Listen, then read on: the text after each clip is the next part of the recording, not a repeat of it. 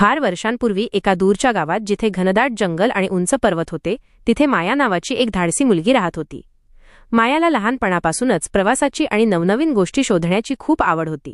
तिचे डोळे नेहमीच चमकत असत आणि तिच्या चेहऱ्यावर एक निरागस हास्य असे. ती तिच्या साहसी स्वभावासाठी आणि इतरांना मदत करण्याच्या तिच्या तयारीसाठी ओळखली जात असे. एके दिवशी गावात एक रहस्यमय साधू आला.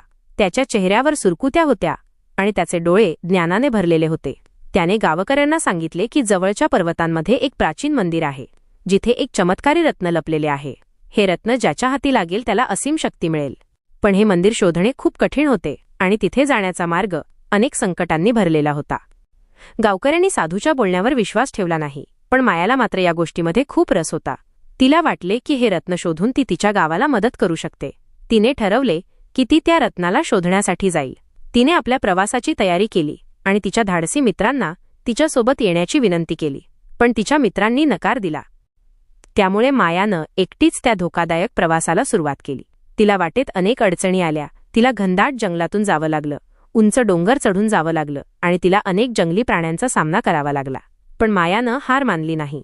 ती मोठ्या हिमतीनं पुढे जात राहिली. शेवटी अनेक दिवसांच्या प्रयत्नानंतर माया त्या प्राचीन मंदिरापर्यंत पोहोचली. तिथे तिला एक तेजस्वी रत्न दिसले. तिने ते रत्न मोठ्या आदराने उचलले आणि तिच्या गावी परतली. गावकऱ्यांनी तिला पाहिल्यावर खूप आनंद झाला आणि त्यांनी तिचे कौतुक केले. त्यामुळे गावाला समृद्धी मिळाली आणि माया एक नायिका बनली. तिने हे सिद्ध केले की धैर्य आणि दृढनिश्चय असेल तर कोणतीही गोष्ट अशक्य नाही. तिच्या या साहसामुळे तिला खूप आनंद झाला.